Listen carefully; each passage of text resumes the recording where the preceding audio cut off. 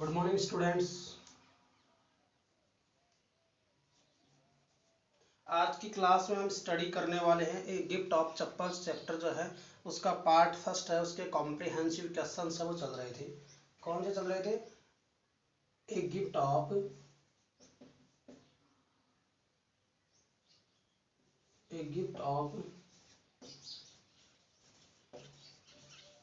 चप्पल्स, ये जो चैप्टर था उसका पार्ट फर्स्ट जो है उसके कॉम्प्रिहेंसिव क्वेश्चंस हैं वो चल रहे थे। क्या चल रहे थे?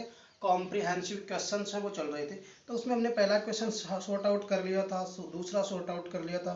अभी हम बात करेंगे क्वेश्चन नंबर थर्ड की। कौन से क्वेश्चन की करेंगे? Question number third. और क्वेश्चन नंबर थर्ड कह रहा है हु डज ही से, who does he say, who does he say the kitten's ancestors,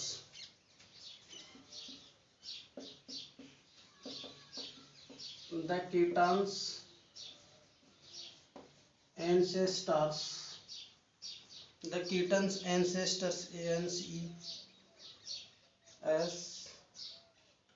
ancestors are, ancestor are उसके वह बिल्ली को के बच्चे के पूर्वजों के बारे में बताता है। क्या डू यू बिलीव हिम, क्या आप उस पर विश्वास करते हो? डू यू बिलीव हिम, क्या आप उन पे भरोसा कर सकते हो? क्या आप उन पर विश्वास है वो कर सकते हो? बॉस्टेड की वंशज थी। डू यू बिलीव, क्या आप उन पर भरोसा कर सकते हैं? क्या आप लोग उन पर विश्वास है वो दर्शा सकते हैं कि उसमें से ये बता सकते हो कि ये जो क्वेश्चन थर्ड मैंने आपके सामने रखा है उसकी जो बातें थी क्या? तो सबसे पहले तो हम देखते हैं कि he believes the kitten to have, उसका क्या विश्वास था? इसके आंसर की शुरुआत करते हैं। तो ही बिलीव्स, उसे विश्वास था, he believes the kitten to have the kitten to have, he believes the kitten, he believes the kitten to have descended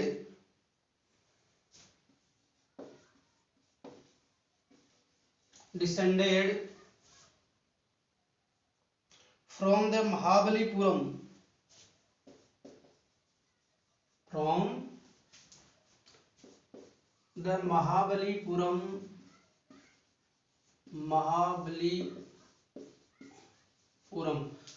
from the Mahabalipuram ऋषिकेट,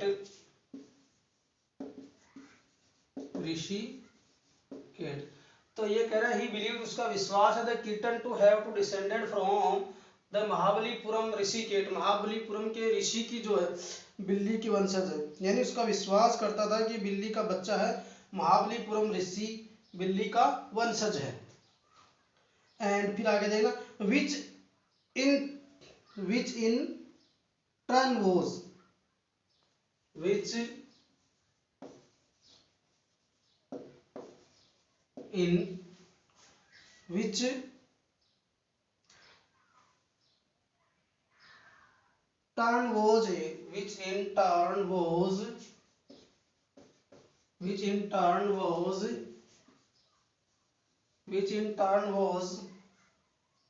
which in turn was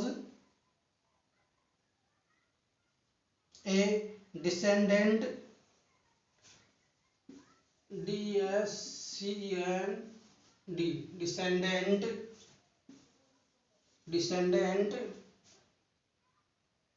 descendant of the Egyptian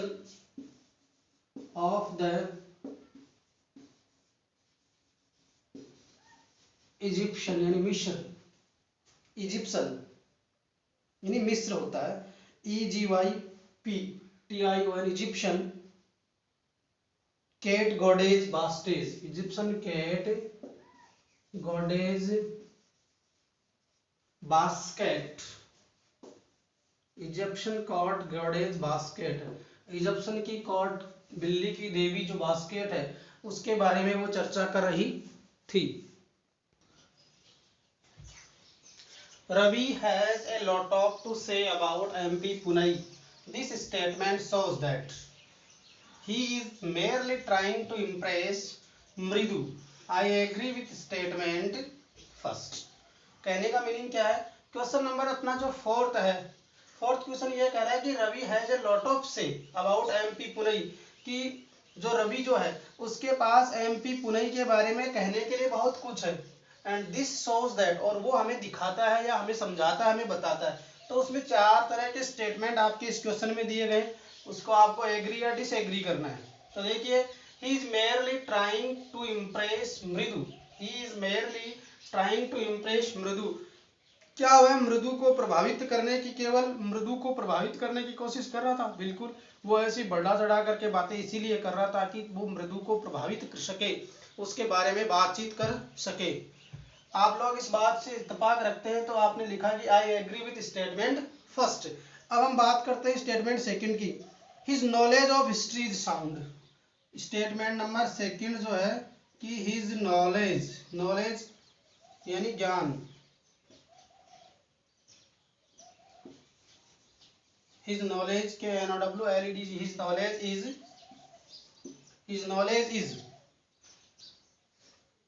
his knowledge of history, his knowledge of history is sound, उसका इतिहास का ज्ञान काफी sound था, काफी मजबूत था। उसका इतिहास का ज्ञान है वो काफी साउंड था, यानी काफी मजबूत था। इस बारे में आपको अपना स्टेटमेंट करना है, तो आप कह सकते हो आई एग्री या नॉट डिसएग्री। इसका इतिहास का ज्ञान मेरे हिसाब से कमजोर था, आपके हिसाब से कमजोर था, जो कहानी में हमने पढ़ा था। तो हम लोग कह सकते हैं कि आंसर में हम लगा सकते हैं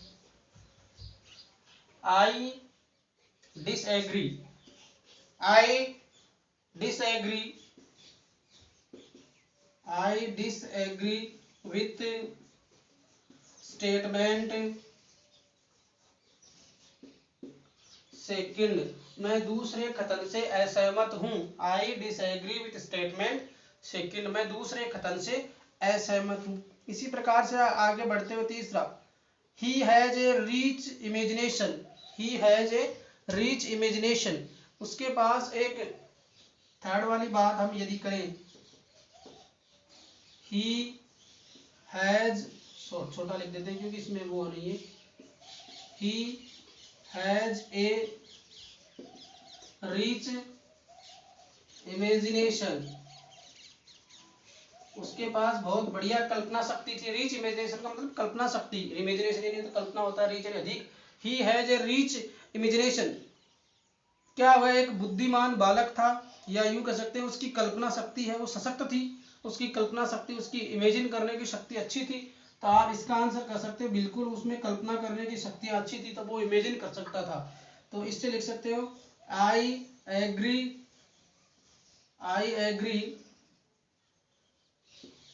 विथ स्टेटमेंट,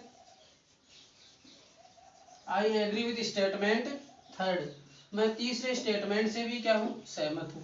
इसी प्रकार से आप चौथे कथन के बारे में भी यदि कुछ कहना चाहें तो आपके सामने स्टेटमेंट रखा जा रहा है और उसके बाद आपको बताना है कि कौन सा कथन सही है। स्टेटमेंट फोर्थ ये कह रहा है, क्या कह रहा है कि ही is an intelligent child, he is an intelligent, he has an intelligent child, क्या वह एक बुद्धिमान लड़का था, he has an intelligent child, क्या वह एक बुद्धिमान लड़का था। तो इस बात से भी हम इत्तेफाक रखते हैं कि इसमें बुद्धि तो थी, तभी वो इतनी बढ़िया पावरफुल इमेजिनेशन कर सकता था, इतने बढ़िया हिस्ट्री की बातें भी उन्होंने थोड़ी बहुत जो रखी। तो हम ये कह सकते हैं I agree with statement fourth, with statement with statement fourth, तो मैं चौथे स्टेटमेंट से भी इत्तेफाक रखता हूं, अर्थात उससे एग्री करता हूं, उससे सहमत रखता हूं। इसके बाद हमारे पास कॉम्प्रिहेंसिव क्वेश्चंस में एक क्वेश्चन और बचा हुआ है जिसको अभी हम करने वाले हैं। कॉम्प्रिहेंसिव जो क्वेश्चंस हैं उसके अंदर एक क्वेश्चन आपके पास वो बचा है, उससे पहले एक बार हम लोग इसको देख लेते हैं। देखिए, who does he say the kitten's ancestors are, do you believe him.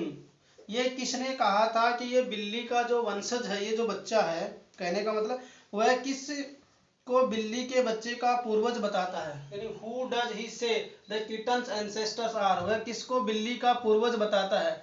और do you believe in him, और आपको उसमें भरोसा है कि नहीं है, आपको उसमें भरोसा है कि नहीं है। इस बात की उसके बीच में बहस होती है। तो वो कह रहा है ही बिलीव्स दैट, उसको विश्वास था, the kitten to have ancestor from the Mahabalipuram ऋषिकेट, कि ये बिल्ली जो है महाबलीपुरम जो है, महेंद्रन वर्मन जो राजा था उसके पूर्वजों की बिल्ली है। Which is turn ours to descendant of the Egyptians of cat goddess, जो कि मिस्र के जो देवी है, मिस्र की देवी जो है, मिस्र का जो देवी है, मिस्र की जो गॉडेज है बास्केट, उसका उसको वंशज बताता है। यानी वो कहता है कि ऋषि बिल्ली, मिस्र की बिल्ली देवी बास्टेड की वंशज थी। फिर वो कह रहा है I do not believe him because his theory is quite importable and far fetched. उसके बाद हम बात कर लेते हैं, इसमें एक लाइन थोड़ी सी और जोड़ देते हैं कि I do not believe him, कि I do not BLIEV believe him, we do not believe him, हमें उस पर विश्वास नहीं था। We do not, I do not believe him because his theory is quite, because his theory is quite far, his theory is quite far, because his theory is quite far fetched, far और FATCHD, फार faced. उसकी जो theory थी, उसका जो सिद्धांत था, वो क्या कह रहा था कि उसका जो विस्तार असंभव था। I do not believe him, मुझे उसमें भरोसा नहीं, because his theory is quite far fetched, उसकी जो कहानी थी वो दूर दृष्टांत की बातें प्रस्तुत करती थी, उसके ऊपर मुझे भरोसा नहीं था। ये इसका आंसर बना। फिर हमारे पास आता है question number 4। This question is, ये क्वेश्चन जो हमारे पास मल्टीपल ऑप्शंस प्रस्तुत करता है, उस ऑप्शंस को आपको एग्री और डिसएग्री करना है। देखिए, Ravi has a lot to say about MP Pune, Ravi has a lot to say about MP Pune, Ravi के पास MP पुणे के बारे में कहने के लिए बहुत कुछ था। दिस शोज दैट, जो हमें दर्शाता है या दिखाता है। अब हमारे पास स्टेटमेंट और उसके ऑर्डर दिए हुए। पहला statement, he is merely trying to impress Mridu, क्या वह केवल मृदु को प्रभावित करने की कोशिश कर रहा था। I agree with the statement first, हाँ बिल्कुल वह मृदु को प्रभावित करने की कोशिश कर रहा था, मैं इस बात से इत्तेफाक रखता हूँ, मुझे इस स्टेटमेंट से एग्री करता हूँ, मैं इससे सहमति प्रदर्शित करता हूँ। दूसरा स्टेटमेंट कह रहा है his knowledge of history is sound, क्या उसका हिस्ट्री का या इतिहास का जो ज्ञान था, इतिहास की उसकी जानकारी थी, हिस्ट्री के बारे में उसका जो नॉलेज था वो साउंड यानी मजबूत था, या वो बहुत ज्यादा पावरफुल था, हिस्ट्री के बारे में वो अच्छे से जानता था, बहुत अच्छी जानकारी थी उसको, ऐसा उसके बारे में आपको बात करना है। तो I disagree with the statement second, जहां तक मैं ये बात पढ़ पा रहा हूं कि इतिहास का उसका जो नॉलेज था वो बहुत अच्छा नहीं था।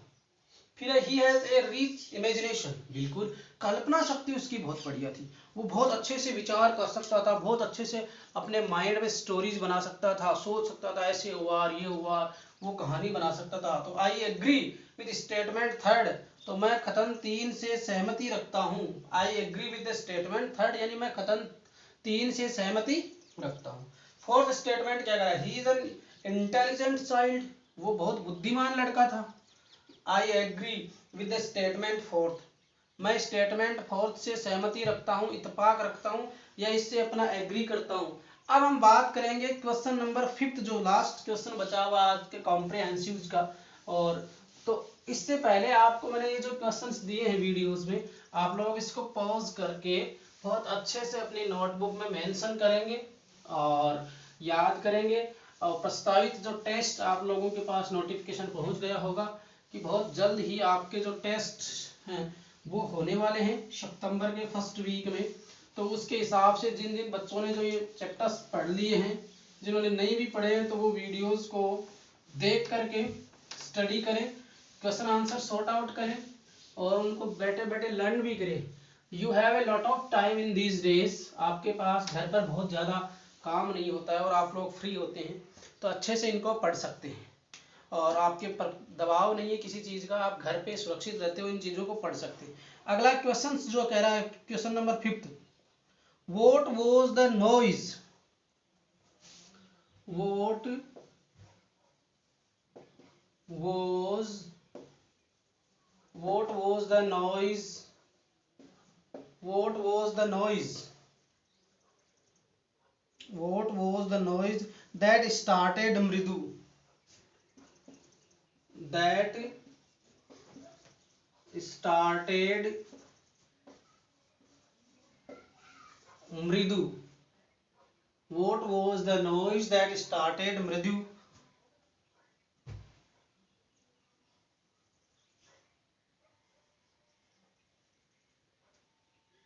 And frightened Mahendran. And frightened यानी भयभीत होना। Question number 5, and frightened Mahendran. और मृदु ने किस प्रकार से शोर किया और महेंद्रन है वो उससे किस प्रकार से भयभीत हो गया। कहने का मतलब क्या है, वह शोरगुल क्या था जिसे सुनकर मृदु चौंक गई और महेंद्रन डर गया। What was the noise? वह शोर या शोरगुल क्या था। That started मृदु। That started मृदु। That started मृदु। That startled। That startled। That startled मृदु and frightened, जिससे मृदु जो है वो चौकन्नी हो गई और महेंद्रन है वो डर गया। फ्राइटेंड महेंद्रन। इसके बाद हम बात कर लेते हैं, देखो सबसे पहले इसका आंसर की बात ये कर लेते हैं कि वो कौन सा शोरगुल था जिसको देख करके मृदु चौकन्नी हो गई थी और महेंद्रन है वो डर गया था। तो the screaming sound, the screaming sound यानी वह स्क्रीमिंग साउंड यानी ध्वनि, Lalli violin, the screaming sound coming from Lalli, coming from Lali's violin startle, violin यानी the screaming sound coming from the Lali's violin startled मृदु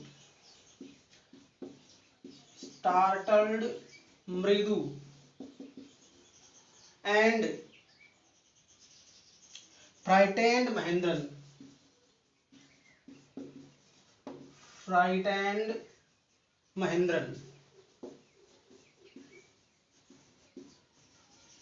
देखना, द स्क्रीमिंग साउंड यानी screaming का मतलब होता है वह लल्ली वाली जो स्क्रीचिंग यानी ऐसे बिना रिदम की आवाज। The screaming sound coming from the Lali's violin, वो लाली के वॉयलिन की आवाज थी जिससे मृदु चौकन्नी हो गई और महेंद्रन है वो डर गया था।